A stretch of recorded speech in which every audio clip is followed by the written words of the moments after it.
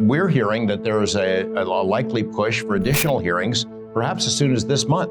Mr. Corbell and others have been collecting data on this issue for years. The implications are huge, not only that our world has a non-human inhabitants and visitors, but also that we've been lied to about this. Is there a government within our government? Is there a shadow government?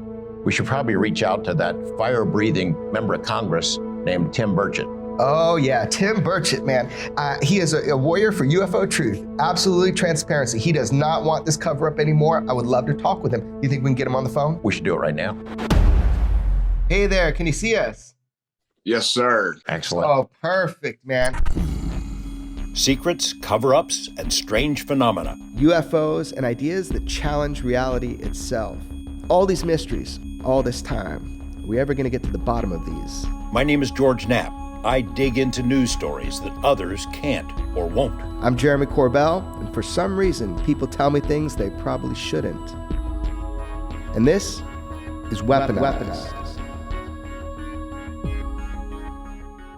This is Weaponized. You know, July is always a cool date in UFO world because it's always the anniversary of the Roswell event. And they have this huge Roswell Fest that's created in celebration of the alleged crash of a UFO in 1947 in the desert of New Mexico. And it's often been viewed as folklore, I think, by media people, my journalism brethren, by Congress, by science. But I think that story, crash retrievals, reverse engineering, metamaterials, all that stuff is now getting a new look. Yeah, it's totally bizarre to be living in this world now where we have Congress and Senate talking about reverse engineering of UFOs and stuff that we've known about or heard about or investigated, but now it's kind of like out in the zeitgeist. That's got to be a really fun festival this year. Yeah, I've never been to the festival. I've been to Roswell and interviewed people. I mean, it was an amazing series of events. Whatever it was that crashed in the desert, you had the U.S. government, the Army Air Force at the time, announced that they had recovered a flying saucer. Then they quickly changed their tune. It was a weather balloon. And over the years, the military has changed it many more times. Now it's a double secret probation weather balloon. Case closed, the Air Force would like to say, but the case is not closed. The public has continued to demand answers about Roswell and other events. And now Congress is hot on the trail. Yeah, what does double secret probation mean? You're always making that joke. What does that mean?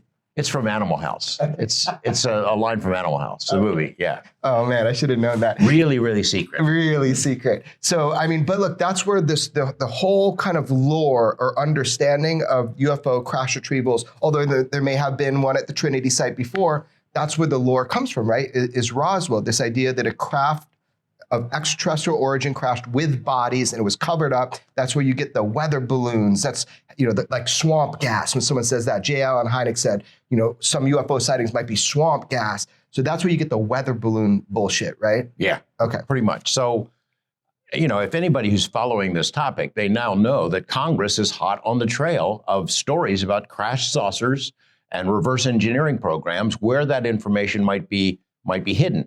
And we know that there have been some public hearings in the past in front of Congress that we'll talk about. But we're hearing that there is a likely push for additional hearings, perhaps as soon as this month. Yeah, man. We know. So I think we're going to spill some beans today. I think we got to talk about it. But let's go back in the past. So when you talk about the UFO subject, you talk about military and Air Force involvement, starting all the way back to Roswell. You have the 52 flyover of Washington, D.C., where jets were scrambled and were outpaced by these things.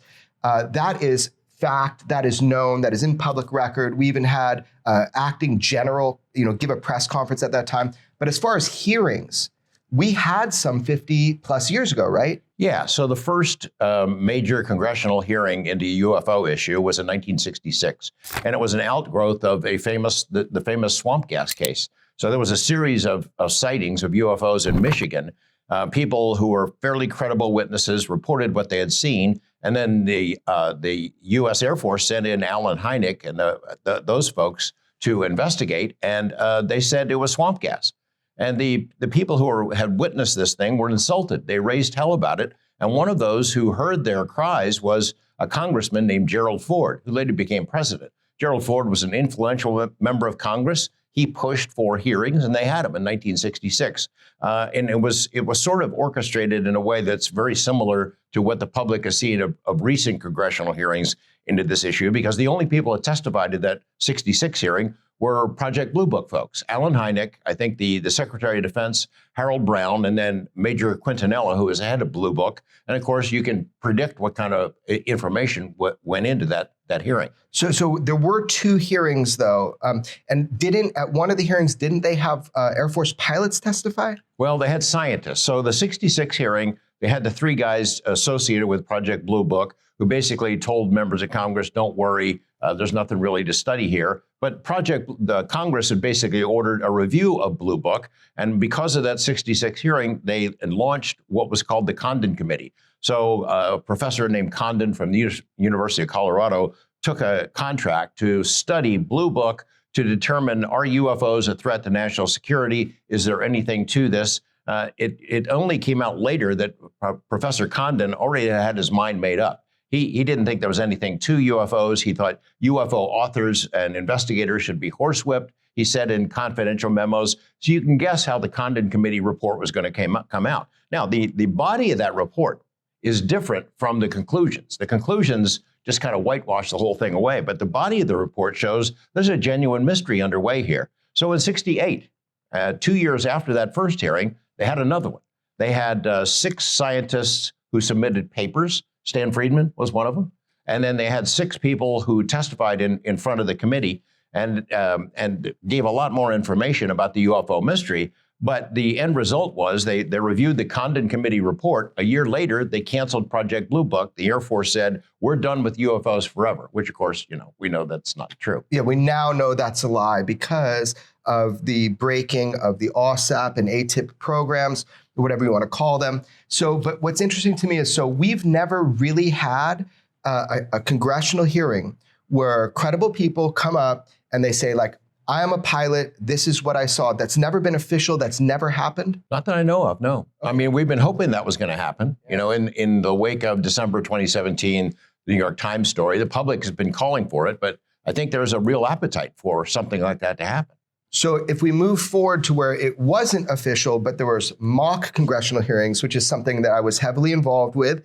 My friend Ruben Langdon was the guy that really produced it, set it up, had 40 witnesses over a week testify at the National Press Club in like a mock congressional hearing. It's called the Citizens Hearing on Disclosure.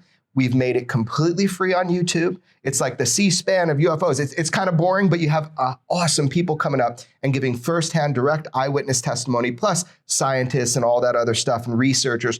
That was a very cool event. And to be part of it when I was just kind of jumping in a little bit to the UFO thing was really fun because I got to meet a lot of people. But I thought it was a great thing to do. The whole thing was, is Congress ever going to take this seriously? Yeah, well, those were former members of Congress that were the ones asking the questions at a citizen hearing, right? I should have said that. Yeah. So 5 congressmen, 1 senator, I believe, we had up there asking the questions for over a week. I mean, it was amazing. But what I'm saying is, would it ever be official? Back then in 2013, we're wondering if there was ever going to be an official hearing. Now, we kind of got hearings. We kind of did. Let's talk about those maybe. Yeah, so, the public, the UFO public, has been demanding hearings for a long time. They think that that's the way to get to the bottom of it. A congressional hearing is not the perfect investigative tool to use to get to the heart of a matter. It is useful. It's useful for engaging the public, for showing that Congress is doing the will of the public and digging into something that the public is interested in. But I think that probably in reality, you can get a lot more done behind closed doors, having the kind of witnesses that we know have been appearing before Congress for a number of years now. December 2017, the New York Times comes out with this story that talks about ATIP. And although the story got some things wrong, the fact that there had been an ongoing investigation that had been engineered by Harry Reid and 2 of his colleagues, that they'd secured $22 million that went into a program called ALSAP. ATIP kind of got the credit for it in this news story, but ALSAP was the name of the program, and they created the world's largest UFO database. Now, the public hasn't seen it, Congress hasn't seen it, but there are agencies that are using that database right now. After that New York Times story came out December 2017, members of Congress were amazed that this had been going on, and they had no idea it was underway. So they started calling. I know Senator Harry Reid had shared with me hey, I'm getting the phone's ringing off the hook with my former colleagues who want to know, what's the deal on this? Is this real? And because Reid had said, yeah, it's real, and we've been digging into it, and this was a real program, members of Congress started asking for briefings. And in early 2018, a series of witnesses started appearing behind closed doors, first for congressional staffers, intelligence and armed services committees, where these witnesses, I think people like Dave Fravor and others would tell them what they had seen, the Tic Tac incident, the gimbal incident, about programs and investigations that Congress had no idea were underway, or that the public had paid for this stuff. So members of Congress started hearing from their staff. This looks real. They started getting briefings in 2018. And after that, it became like the hottest ticket on Capitol Hill. Everyone became interested. They weren't so much out in front of the issue saying, we want to get to the bottom of the UFO mystery, but they were very cautiously proceeding to figure out whether it was real or not. And I think that's really smart. And I want to distinguish the difference for our audience of closed door briefings and open briefings, because that's what we're kind of where we're going with this episode. I want to talk about that. But they're very important and they're very different. So, for example, we actually broke the information with Commander Fravor on stage in Oregon that he had been having and doing these briefings for Senate and staff and all that stuff. Working with some folks at the DIA, gets interested in this subject enough to where he initiates a program. A friend of yours, Lou Elizondo, had his own slice of a study, ATIP, looking at nuts and bolts flying saucers encounters with military units. We have reported that Congress is now interested, that the congressional staffers, closed-door briefings with pilots, with witnesses, and that now elected members of Congress are looking at it without crossing a line or violating confidence. Can you speak about that in general terms? There is an interest in this at very high levels. Yes, there are people that think this is very important to look at. There were two of us that went and talked to people. We've done it multiple times. I think it's important. What do you got to lose? Would you guys spend $22 million over 5 years to maybe find something that would change the way we do life? So he was doing that behind closed doors. And the reason he was doing that, and a lot of other people have come forward, is because there's only certain things that could be said without jeopardizing national security. So these closed-door briefings are really important because what they're doing is they're saying, here's what I know, here's a program name, this is what I saw. They don't want competing technologies or foreign adversarial nations to know. As you always say, you can't tell your friends without telling your enemies. So the closed-door briefings are very important. But look, everybody's looking for transparency. We need open briefings with the best information that we can put out without putting our country in jeopardy. You'll notice in the next couple of hearings we're about to talk about, every time something sensitive came up, like, have we detected UFOs underwater? Closed door, better for closed door. Because we have incredible sensors under the water to detect UAP or UFO, and they have been detected, but that's not something that is, readily going to be put out to our friends and enemies on national television. So, closed door briefings are important, but open door briefings also are. But what I saw in what comes next is they said the first briefings in over 50 years. Do you remember that first one ran by Representative Carson? Right? Can you tell me what that meant for us? Well, it was huge. It was the first public hearing on the UFO issue in front of Congress in 54 years. After those revelations of 2017 and the briefings that started in 2018, Congress became interested in this, and they foisted upon the Department of Defense, the creation of an organization to investigate this stuff. Unofficially, there had been something that became the UAP task force that existed starting in 2018. Our friend Jay Stratton was the head of it. And he put together a network of people throughout the government who helped collect information on this. He put together a briefing document that then was delivered to members of Congress, Joint Chiefs, defense contractors, and others, and sort of did a state of the issue statement on what we know, the kinds of cases that are worthy of investigation, proving that this is a legitimate mystery. Congress then formally created the UAP task force and gave them the authority to go after this. That task force later became AARO, or actually it was something else in between. AIMSOG, AIMSOG, the most improbable acronym in the history of programs. And then that became AARO and headed by Dr. Sean Kirkpatrick. But the House in May of 2022 held the first hearing, 54 years, and and it was a big disappointment. You know, I think it was a classic case of the public expectations exceeding what really could happen. Well, hold on. I wasn't disappointed. You're always disappointed with stuff that I'm not. Maybe I'm naive, but check this out, man. I thought it was cool as fuck. So here's the deal. We heard it was coming. This was our little insertion into cracking that egg. So we heard we knew that something was going on. It was coming. We thought, well, how can we get some of the real issues, put forward? So we decided to launch some footage and images that we had, you from the East Coast, me from the West Coast. They didn't have some of that information. That ended up coming up in that hearing. I had a coffee drop moment during that. Mr. Corbell and others have been collecting data on this issue for years. It was crazy, right? Yeah. So what I was seeing, the positive thing was we started pushing, as did a lot of people, started pushing. And even though there was kind of attitude by Moultrie and Bray, who were up there testifying, I guess, they were being pressured. So Representative Carson started off by saying, the stigma has lasted too long. It's corrosive. What are you doing? You don't even have an active director yet. So I felt it was great. It was great because Congress was pushing for answers. Now, those answers, whatever they are, maybe they're not as good as all we want, but at least they were pushing hard. That was a cool hearing. Yeah, I guess it's good that it happened at all and that they were asking some good questions. What was disappointing is the response from the Pentagon. Bray and Moultrie didn't seem to know anything about this issue that they'd been called to testify about. You had Representative Adam Schiff, who asked some pointed questions, but the hammer came down with Representative Gallagher. We should probably play a clip of that, the kinds of things that he raised questions of that they had no way to answer. Mr. Moultrie, as the chairman mentioned, DoD had an initiative to study UFOs in the 1960s called Project Blue Book. It's also been well reported in our briefing and in other places that we have more recent projects, specifically ATIP.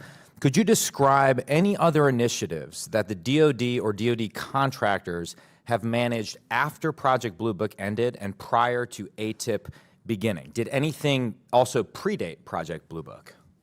So I can't speak to what may have predated Project Blue Book. So you're not aware of anything in between Project Blue Book and ATIP? I'm not aware of anything that's official that was done in between those two. Additionally, are you aware of any other DoD or DoD contract programs focused on UAPs from a technological engineering perspective? And by that I mean, are you aware of any technology initiatives focused on this topic other than initiatives focused on the individual case investigations? I am not aware of any contractual programs that are focused on anything related to this other than what we are doing in the Navy Task Force and what we are about to launch in terms of our effort.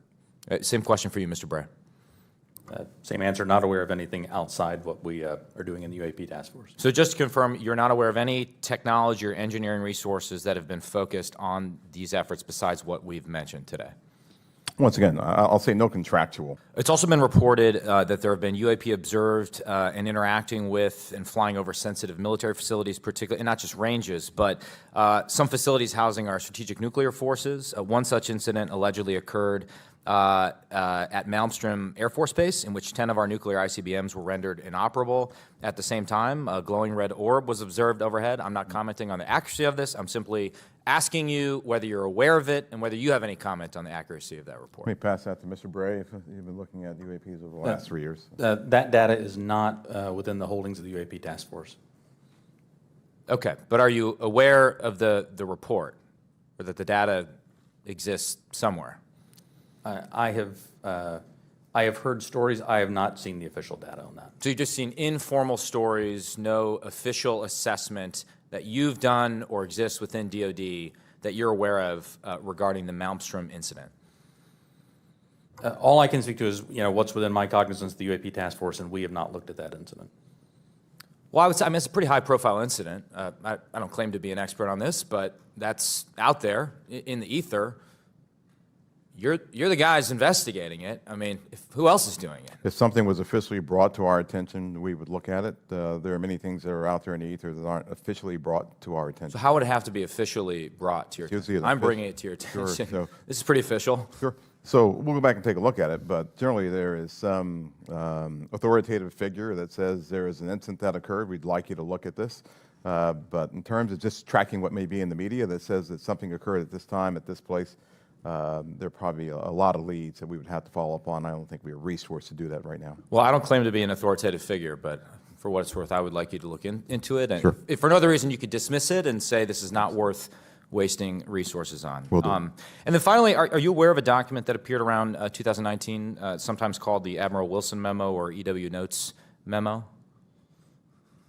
I am not. You're not. Are you tracking? I'm not personally aware of that. Okay.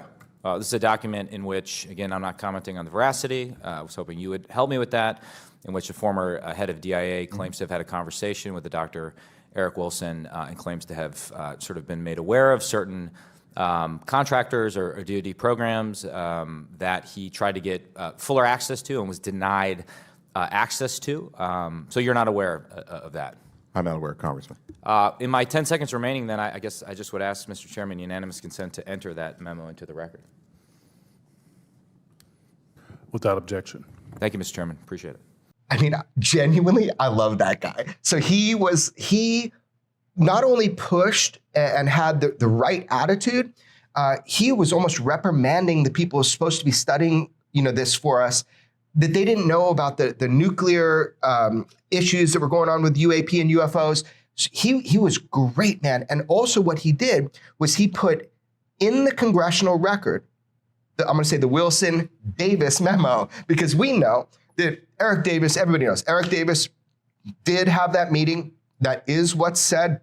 We know exactly when and where and who, whether it's acknowledged by everybody, that is real. The fact that meeting happened is real. And he put that on the congressional record. So Representative Gallagher obviously has good sources and he has good information and he has enough where he feels compelled to push that hard. I was really encouraged by the way he handled the UFO topic. And I suspect from recent things that he's been saying and has come out from his group is that, oh, he's on this. He's not going to put it down. Yeah, so getting the Wilson Davis memos on the record as part of a congressional testimony and hearing was a huge step, I think, in taking notice that the issue of crash retrievals and reverse engineering is something that Congress is interested in. The Wilson Davis memo, of course, is a meeting that allegedly, I think it really did take place in it took place. It did take place in Las Vegas between Dr. Eric Davis, who was a physicist. He'd worked for the U.S. Air Force. He worked for NIDS, the National Institute for Discovery Science. He became a consultant to both OSAP and ATIP. So he knows his way around the UFO issue. And he was meeting with Admiral Wilson, the former head of the DIA, talking about crash retrievals and how hard it was to gain information and how hard it was to pierce the veil of secrecy surrounding these programs. So that's on the record now. And it's pretty clear of statements that other members of Congress have been making that they're hot on the trail of crash retrievals. And the implications are huge, that there is non-human technology, something from somewhere else, whether it's ET or interdimensional, something that we did not make that crashed, that we've been analyzing, that's been stashed in presumably special access programs, controlled by defense contractors, presumably funded secretly by the public, but in black budget money that not even members of Congress get to see. The implications are huge, not only that our world has a non-human inhabitants and visitors, but also that we've been lied to about this. Yeah, so people that don't know, so what I understand from the memo is that, first of all, it was Dr. Edgar Mitchell, Sixth Man to Walk on the Moon, a guy that I filmed a bunch with at his home in Florida. And when he died, this memo was in his archive. It wasn't something the public was supposed to see. But additionally, when this got out, it shows this guy Wilson, Admiral Wilson, who I believe was the J2 at the time. The J2 has oversight over all the black budget SAPs. And he was furious that he didn't have access to one of them, let's say, I don't know, at Lockheed. So then he goes in and he's like, hey, I'm supposed to have oversight. And he's met by 5 people kind of lawyerly type that says, oh, we got what they call a bigot list, only certain people that can be read in. He's like, no, I'm supposed to have oversight over all of this. And they threatened his career to even bring it up, that they've almost been exposed through auditing before. That's not going to happen again. You can't see the hardware that we have. And he was furious. By all accounts, he was furious. Now, he can deny, and he said in the meeting, if this ever comes up, I will deny it. And to this day, he denies it. But fact is fact, he was there, that conversation was had, and he was stopped. They called themselves the Watch Committee. At least we got somebody watching this shit, because I don't know who's in charge. Is there any adult in the room? And this is actually, this is the first time I'll be very clear with people about it. It's a big topic of conversation right now. It's called the Wilson Memo. You can look it up. Admiral Wilson met with a scientist who's actually was featured in one of my films. Everybody has been debating whether or not this document of a conversation with a sitting admiral at the time is a real document. It's an actual conversation that happened, and this document is real. Everybody wants to know. The world is going crazy right now in the UFO world. Admiral Wilson meets with this scientist, and they have this discussion, oddly enough, at special projects at EG&G. And if I remember, the document is from 2001. I'm telling everybody right now, it's real. And we'll see, my history is pretty good with like saying if something's real or not, right? So here we go. The document comes out. They meet at EG&G Special Projects. In 1989, they stumble into a problem. This happens, they put the technology away, and then they bring it back out and see if material science has caught up and if they can make any progress. So this document kind of talks about this process. The big thing I get from it, and a lot of it's vindicating to Bob, and one of the things it's vindicating besides the EG&G thing, is that private industry, so this guy's an admiral, and he says, I found out about your SAP, your Special Access Program. I need to know about it. And he's going to a private part of industry, and he is denied access. And he says, I should be running this program. And they were able to deny him access. So let's say if Lockheed has a program that's very compartmentalized, only a few people know about, and they've been exploiting non-terrestrial technologies, and they're even telling representatives of our government who are tasked with oversight, you're not on the list.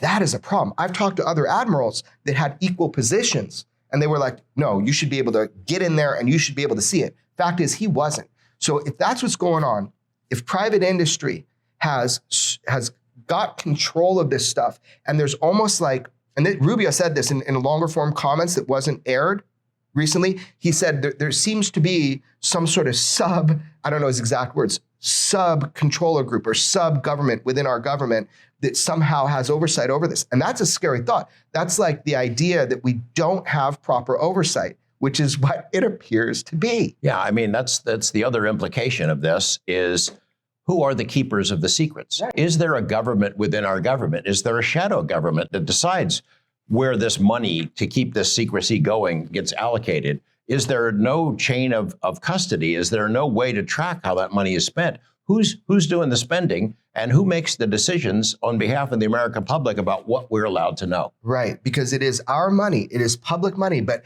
if people say that, and it never really hits me that hard, it's more like, if this technology is being reverse engineered for US advantage, I get that, and secrets need to be kept. But oh, hell no, not without oversight. That's not a democracy. So the idea that Admiral Wilson was not allowed to have oversight and was threatened, now we have the problem of what we're seeing now. What could happen next? So we had that hearing, the one you're talking about, and that was really cool. And again, there were other champions, but Gallagher really shined. Representative Gallagher really shined. But there was another one, but this wasn't like a hearing. This was like, it was cool. Senator Gillibrand, she wanted to make sure that AARO had everything they need to do their job, and so appreciated. She's been a champion on this. But it wasn't really like a hearing. It was like, hey, man, you got all the money you need. Oh, cool. What else can we do as far as authorities? So I guess that was good. But what did you think of that second UFO hearing?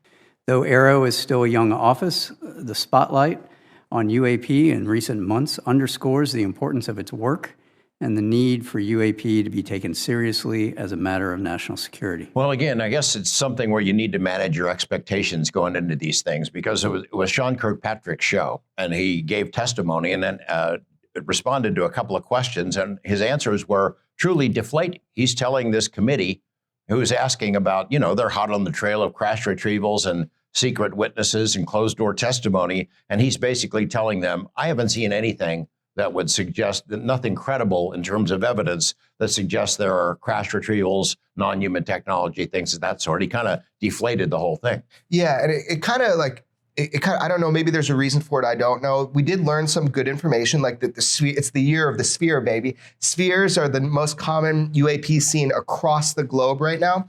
But what really bothered me was we provided the Mosul orb image to the public that's from a video. And that video, it's inherently unclassified with no markations or anything like that.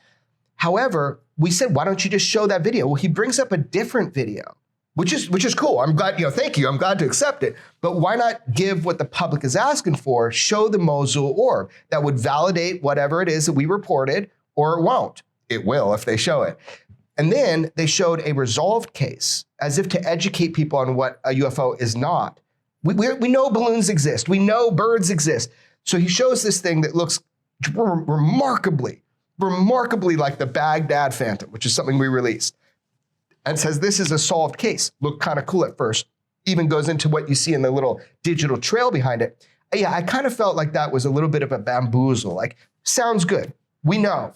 So what are you really doing? Are you just taking in new pieces of evidence and trying to like analyze those? Are you going back to like, are there reverse engineering programs? Have you received testimony from people who physically worked on them? And I know the answer to that is yes. It is yes, he has received, and not just him, not just AARO, because not everybody trusts AARO.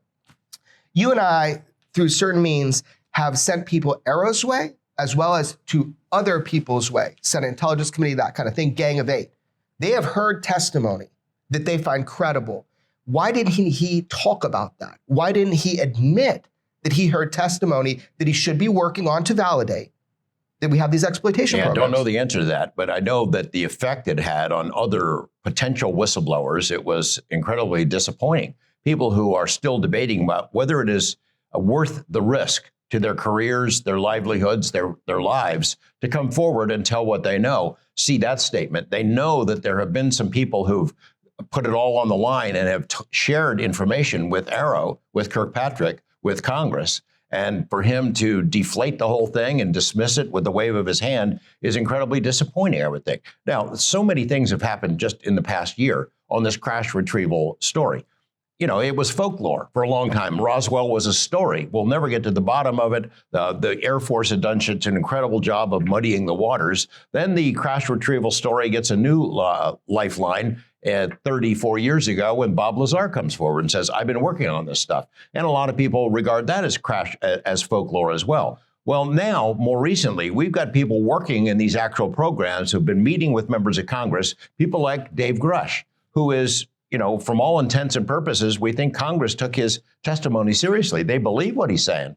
They think he's credible. And he's spent a lot of hours telling them the story, telling them basically where the bodies are buried. Maybe not literally bodies are buried, but could be.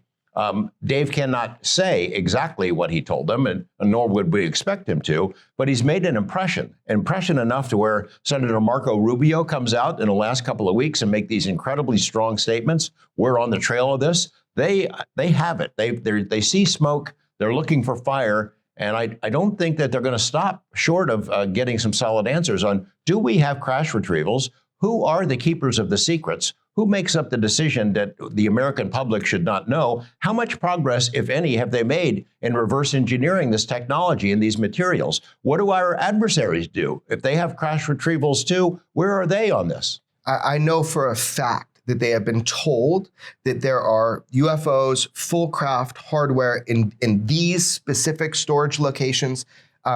There's some stuff maybe, you know, people shouldn't know as far as like journalists, but I know for a fact that they've been told that. Now, have they been able to go look at that? And that includes biologicals. And to be blunt, that means physical bodies. They have been told that information. Does that mean that they can get access, though? That's what Admiral Wilson ran into, is not getting access. So can we shake this up? Now, what do we need now? Now, we've had these hearings, all this, but the one thing that's been missing is hearing directly, under oath, by credible individuals who have personal experience with either seeing these as pilots, uncovering the misappropriation of funds in these secret programs, or maybe running some of these UFO programs. I would like to see those people on camera in public congressional hearings, and we hear that stuff is coming.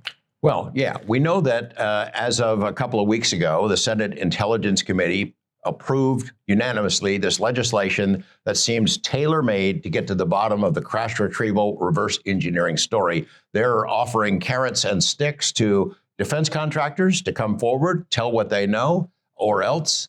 So whether or not that legislation passes the full Senate and the House and gets signed by the president, we don't know. But we do know there's a lot of impetus behind it. We have not yet seen the pushback from the Defense Department and defense contractors. They wield enormous influence, as we were talking about last week.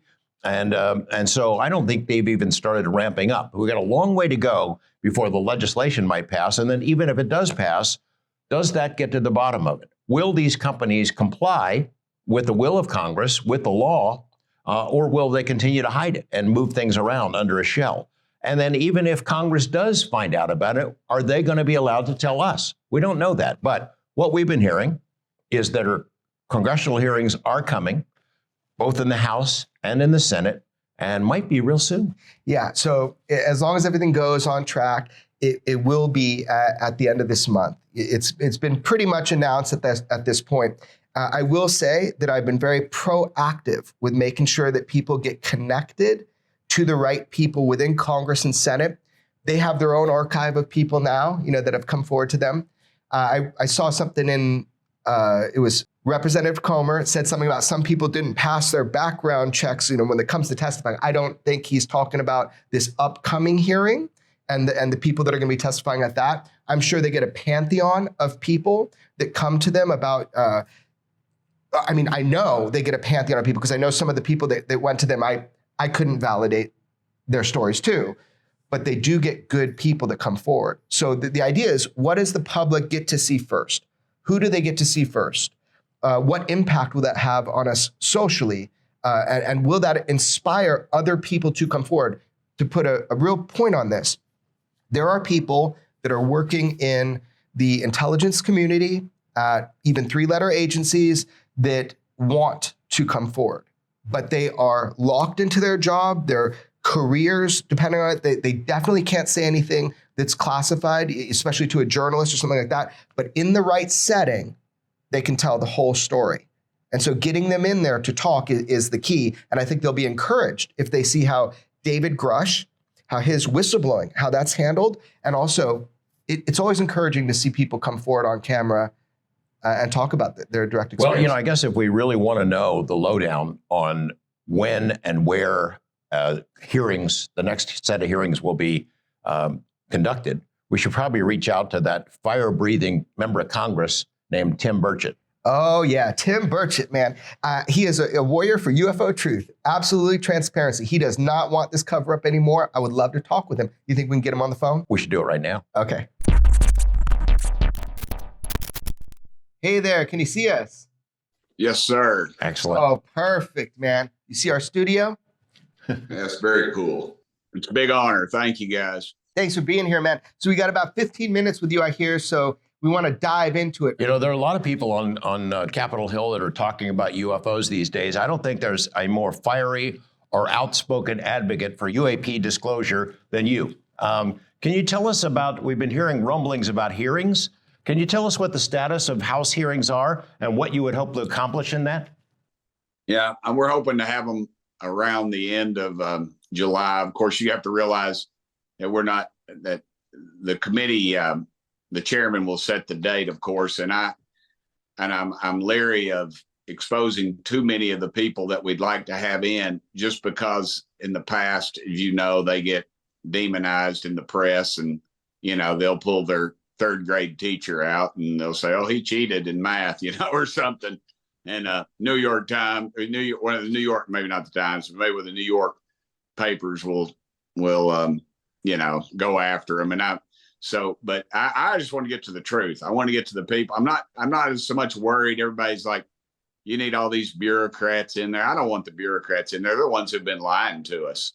I want people who have firsthand knowledge that can talk about some of the incidents that have happened and some of the people that have some credibility within the community as well. But and until we have to be, as I've been informed by the Chairman Comer, we don't want to. I don't want to talk to the people too much ahead of time. I don't want to get. I mean, I want them to know what's going to happen. I don't want them to be surprised. But I sure as heck don't want to coach them. So I have to be real careful because I want it to be a pure committee, because it's going to be a bipartisan thing. We're not going to allow partisanship to rear its ugly head. There is no reason for partisanship in this. I have some very close Democrat friends in Congress who we've talked about this issue, and we just don't need it to get into that realm.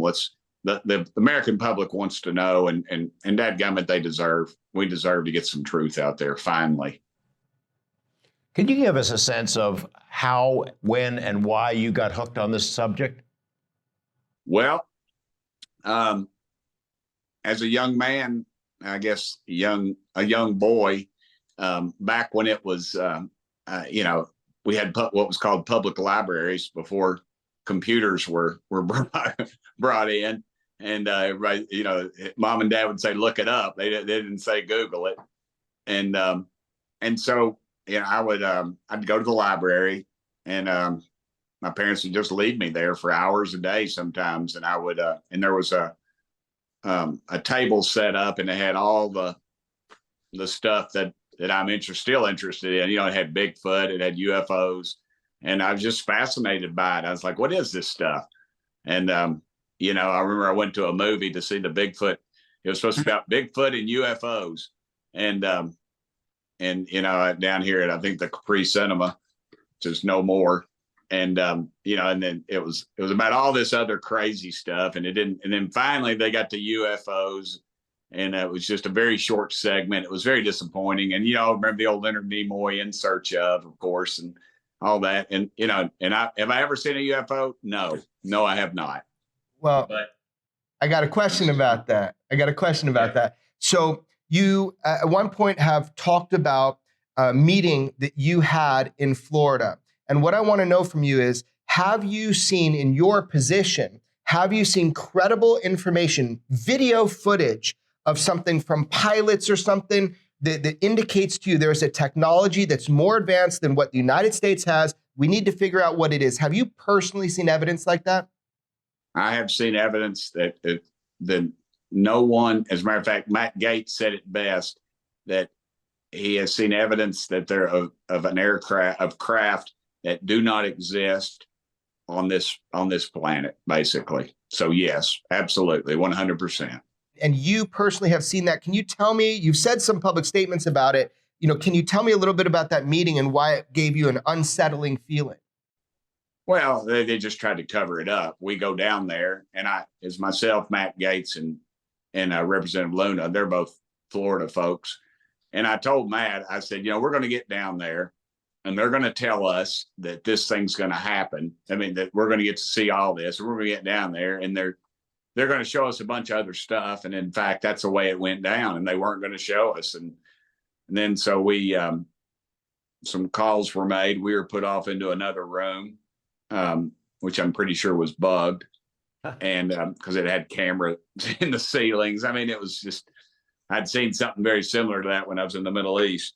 But they, then an hour later, they came back basically and said, "Not sure who you all know, but we're going to bring in what we were told we were going to get briefed by pilots who had seen stuff." And so they finally did, and they brought them back. And, it was just and the pilots, you could tell, were very uneasy. And as I call them, the spooks in the room, the CIA or whoever they were very uneasy about what they were telling us about. And so, and I've been I've been in unclassified things too, where I've literally had people come by the house that wanted to visit me in Washington, but were afraid to, and literally came to my house here in Knoxville and showed me things on video, similar to the Tic Tac videos, and things like that. And, and these people had scientific backgrounds, and they were very credible.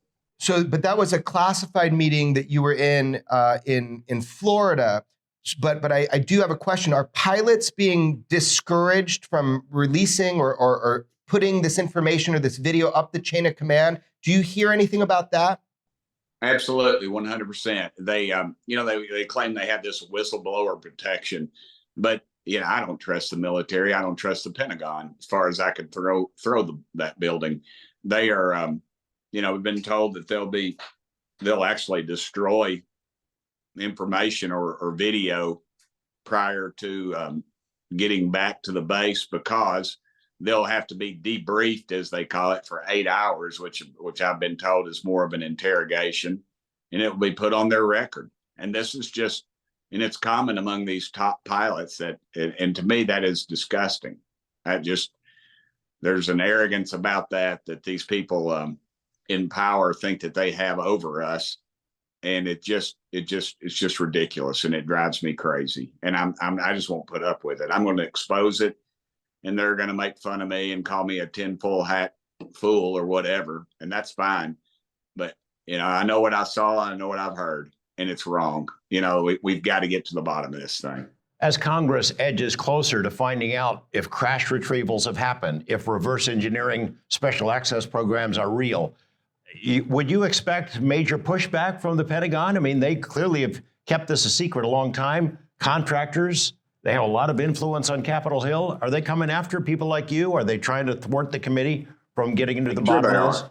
I feel 100% they are. I feel that there's people in Congress that have been compromised. And I know I'm going to get called on the carpet for this and say who and how do you know this? But, why do good people vote for crappy stuff? And all of a sudden they just have a change of heart. I'll tell you how. They've been compromised. You're in some foreign country or you're at the bar, and then some attractive person comes up to you and giggling at your jokes and telling you how smart you are. Next thing you know, you're in bed with them in a motel room. And then lo and behold, a week later, somebody says, hey, somebody whispers in your ear, I got footage of you with some little young thing here in the, at this time, and I said, I need your help on this thing. And yeah, I think people are compromised. I think staff are compromised. I think, and this is $1 billion situation. If whoever has this information and this technology is leading as my daddy used to say, is in the catbird seat.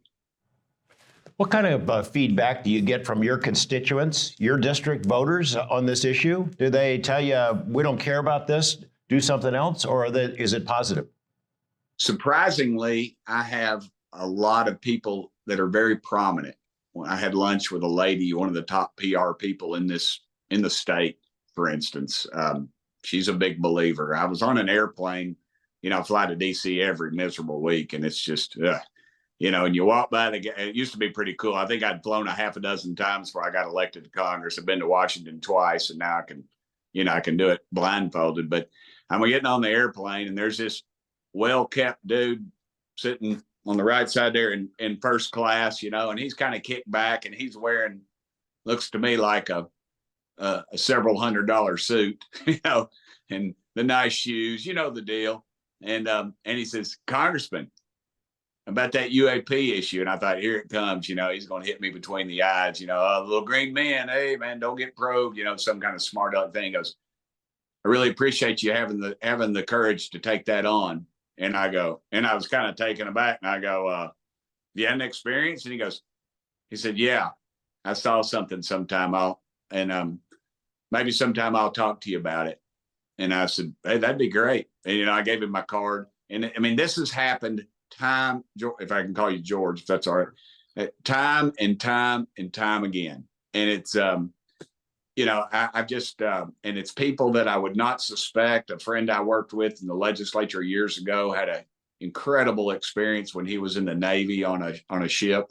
And then when he got back to shore, the suits came aboard and told him it was a national security thing not to talk about it. And you know what? They didn't talk about it, but it happened in the 50s. I mean, you all have seen that time more so than I have, but here's my fear, guys. is that I'm getting some clown that's he's a plant that's going to give me a false flag, and then I'm going to come forward with it to embarrass the UFO community. And so I'm very leery about exposing any of this, and especially my friends, because they've confided in me, and I get it. And I'm catching hell too. I get the calls every day, and I totally expect to see this in whoever runs against me in the next year or so. Sure. And I it's going to come from high up, and I suspect they'll be well funded. But because I'm making a lot of people uncomfortable. You know what? That's when they fire at you, when you're over the target. And dadgummit, boys, we are over the target. Absolutely. We are over the target. And I really appreciate, Congressman, the way that you've dealt with the issue. Of course, you will get slings and arrows. And welcome to our world. Of course, people are going to try to feed you disinformation. And so you need to vet everything. And, there's a couple people here you can vet stuff with. We've seen most of it. But here's the question I have for you. We have been talking personally for a long time now about these hearings coming up, the importance of having pilots and people with direct experiences come forward to the American public and say on record, under oath, what it is that they saw, heard, experienced, or know. Have you seen direct attempts to sabotage these hearings, which we have been talking about for quite a while now? Have you seen direct, or have you seen instead cooperation?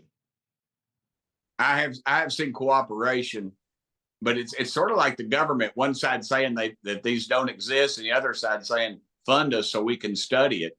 I've seen both, which is kind of interesting. When I get it, and the best work I do is one-on-one. If I've got a problem with the Speaker of the House, I'll go see Kevin McCarthy and say, Speaker, I need 5 minutes. And you know what? He gives me 5 minutes because they realize I don't bother them with a bunch of garbage. And I've done the same with Chairman Comer. I've felt blowback. I've felt that that people are trying to move this thing off and to kill it, so to speak, and turn it into some sort of partisan thing. And then yet I'll go to see Chairman Comer, and we have a one-on-one, and we work it out. Because I think in their heart, they want to see this thing. They want to see the truth out as well as anybody else does. What was that thing that we saw in the press just yesterday that Chairman Comer was saying that some people had failed their background test? Because I know, and some of the people that should be testifying. What did that mean? Who failed a background test? Well, I talked to Chairman Comer about that, and from what I understood was that was a mischaracterization, and I hope that's what was conveyed to me in the strongest way possible. And I believe, and the press does this a lot, they and it's not their own fault. They'll get some background information, and I think that if it wasn't a mischaracterization, some people got scared and went back underground. So that's that.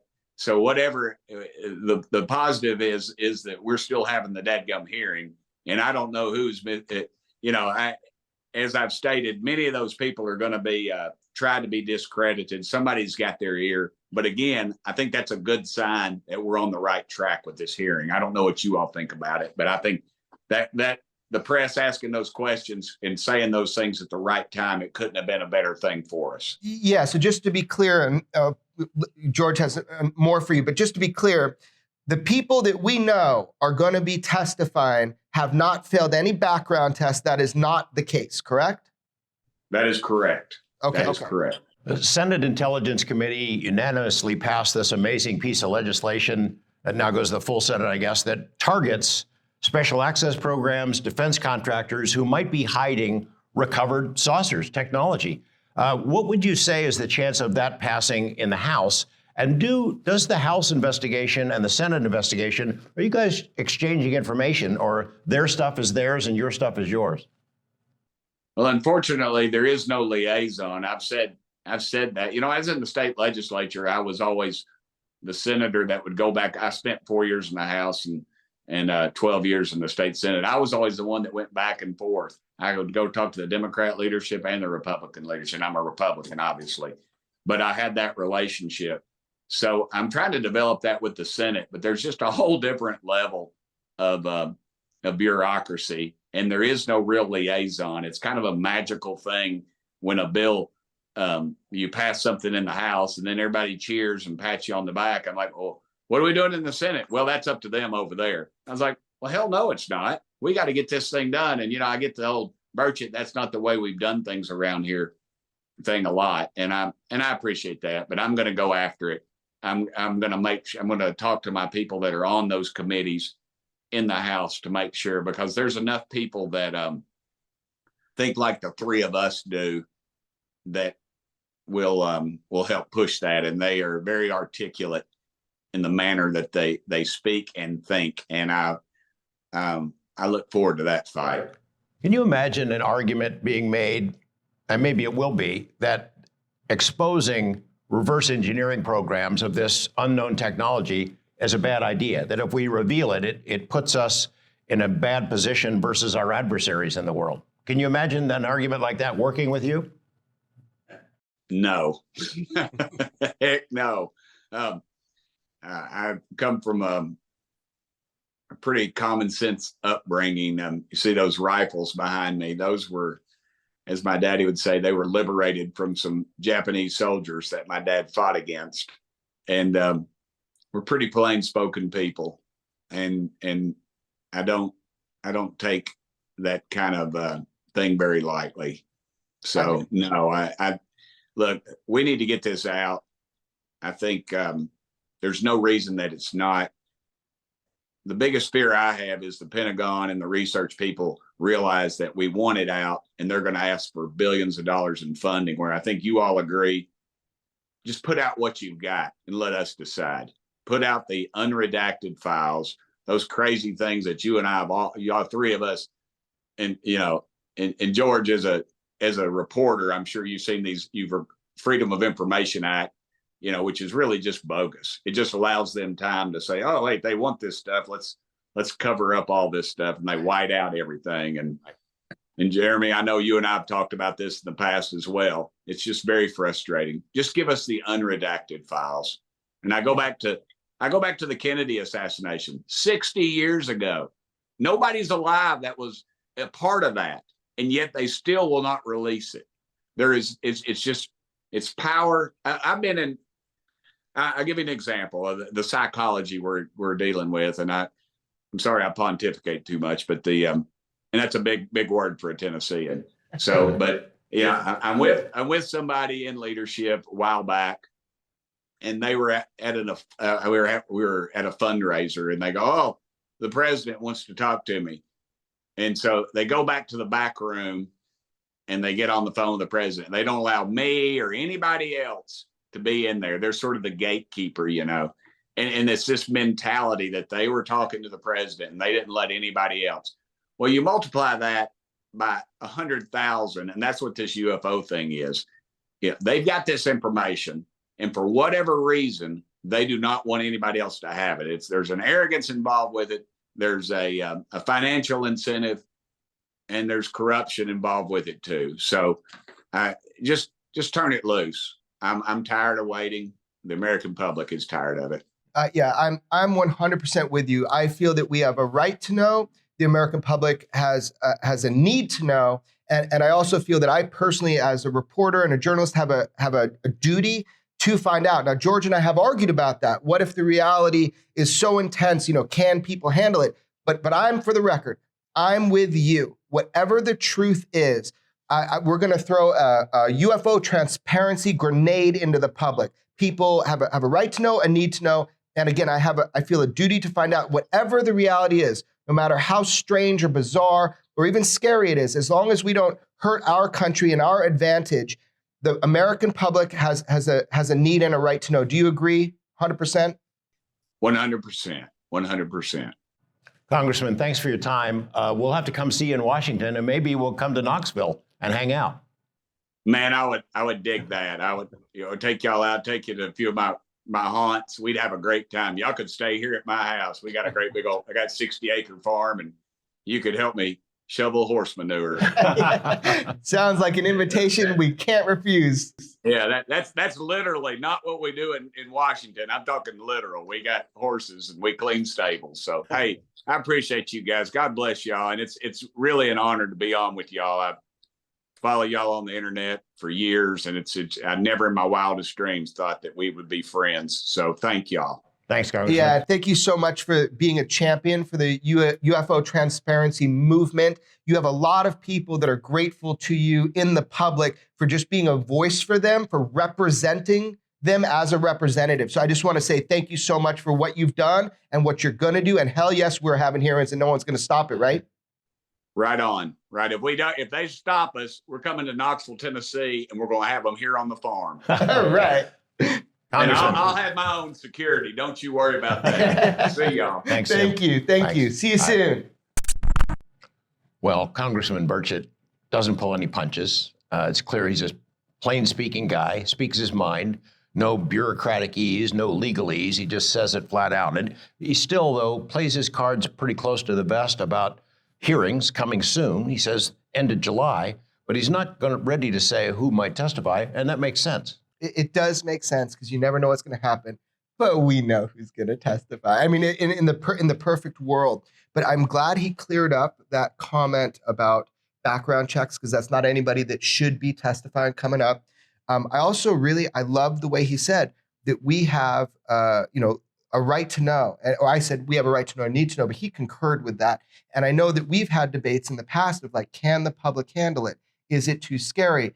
And I gotta say, man, I don't care what the reality is. It's like we gotta, unless it hurts the United States of America, definitively. Yeah. He made it very clear he has seen stuff now. Now he's seen something that was significantly affected his opinion about the legitimacy of this issue. He can't say exactly what it was, but it's pretty clear that he's been pretty impressed by whatever it was. I also thought it was interesting that his discussion of the pushback. So mentioning that we've been hearing this about pilots who've been told to destroy evidence. This is in the current era. After AARO exists, after the UAP task force, after whistleblower protections, that U.S. service members are being told, don't turn that in, don't report it higher ups? Well, there's a couple of elements to that. Who is doing the censorship? There's an element of self-censorship. So there are some cases of that where people don't want to go in and do a debrief and get it on their record because it's more like an interrogation, in his words. And I have heard those reports, and I know that to be true. There is self-censorship. But there is another layer of censorship that I'm directly aware of, and it has to do with something you and I are going to be talking about in the near future, which are UFO swarms like we saw in 2019, but off the coast of Japan on U.S. Navy warships. In that case, when you would report something up, they were not getting proper responses. So the censorship came from higher up. You need to stop reporting this. And that's pretty crazy because they know it wasn't our technology. We'll get more into that. So the censorship is double layered. There's a self-censorship, but then there's also official scrub your data stuff. And that's fucking frightening. I know it seemed like it was off the main path to ask him about his constituents, how they react. But he's a member of the House. He has to run every 2 years. They are directly responsible to their voters. So I want to know how his voters are what he's hearing about. And it sounds like his constituents are totally behind this. People want to know the truth about UFOs. They want to know the truth now. They know we've been lied to. You helped break that story. You've sat on stories for years in order to be able to report them properly. People want to know. The public is ready for whatever the truth is. They want to know. So he's going to get support for being a UFO guy. Where back in the day, he might not have. Sounded like there are some failures to communicate between the Senate and the House. That's not a surprise. Right. On this issue, which, as he said, it's bipartisan. We have interest in both parties. It may be the only bipartisan issue in Washington at this time, but it's unfortunate that maybe the Senate and the House aren't sharing information. They're both investigating this at their own pace, but not. There may be more competitors than they are collaborators. Yeah, and also the thing that I was really encouraged by what Congressman Burchett just said, and we've talked a lot about this, which is the bipartisan, coming at this from both sides. So I find it very encouraging that we can bond over this one issue. It was like a non-issue. He'll reveal that when he's ready. It was a non-issue to get a total bipartisan setup for this. Everybody is down to find out the truth about this. And that was so cool. Well, there is a House hearing coming. We have some inklings about who might testify, even though he's not telling us right now. It's pretty clear from him, from Congressman Burchett's statements, that he has not heard an argument that could dissuade him from wanting to have transparency and spilling all the beans. I suspect that the other shoe will still drop, that there is going to be a push back from the Pentagon, from defense contractors. They spent a lot of money on Capitol Hill. They spent a lot of money around the campaigns. I think that before this becomes a reality, there's going to be a major pushback to try to stop this in its tracks. Yeah, well, he did say that people were trying to torpedo this, and I know specifically some attempts to do so, but also there's a lot of support. So look, it's good and bad, right hand and left hand. Ultimately, we're gonna win. I still say kick open the doors, tell the public the truth. I mean, it's time to be loud. Well, I think there's a hearing that's coming. It's coming really soon. It's coming perhaps this month, unless it gets derailed some way. We're going to hear from witnesses other than just the spokespersons from the Pentagon or from AARO, who don't seem to want to spill any kind of a beans that the public wants to hear. So can't wait for that to happen. I'm excited, man. We might have to go. Oh, I think so. Yeah.